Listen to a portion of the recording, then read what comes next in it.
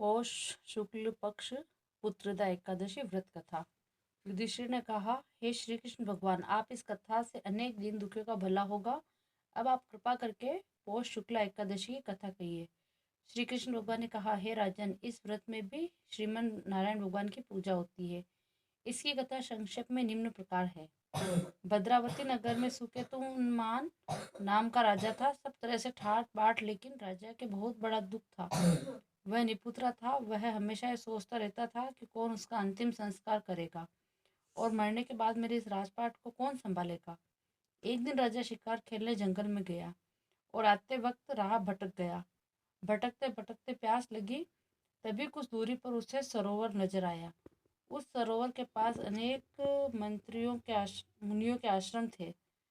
राजा ने वहां जाकर उनको दंडवत प्रणाम किया और पूछा, हे ऋषिगण, आप कौन हो और मेरे लायक सेवा बताने की कृपा करें। राजा की विनम्रता से ऋषियों ने प्रसन्न होकर कहा, हम विश्व देवा है, यहाँ माघ स्नान करने हेतु आए हैं। राजा, आप दुखी जान पड़ते हो। अगर आपको कोई दुख हो तो हमें कहिए, हम समाधान निकालेंगे। राजा ने कहा कि ऋषि महात्माओं, मेरे कोई पुत्र नहीं है, जिससे जीवन अधूरा सा लगता है। मुनियों ने राजा की बात सुनकर कहा कि हे राजन, कल पुत्रदा एकादशी है। आप विधि पूर्वक एकादशी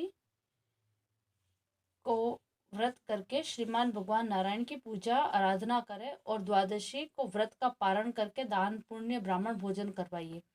राजा यह बात सुनकर अपने राज्य में लौट आया और जैसा ऋषियों ने बताया उसी प्रकार व्रत का उद्यापन में ब्राह्मणों को भोजन वस्त्रादि देकर दक्षिणा दी।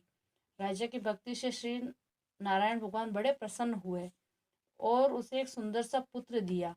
बड़ा होकर वह लड़का राजा बना और उसके पिता को वैकुंठ की प्राप्ति हुई। इसीलिए पुत्र की प्राप्ति के लिए पुत्रदा एकादशी का व्रत सर्वोत्तम है। इसको अवश्य करना चाहिए।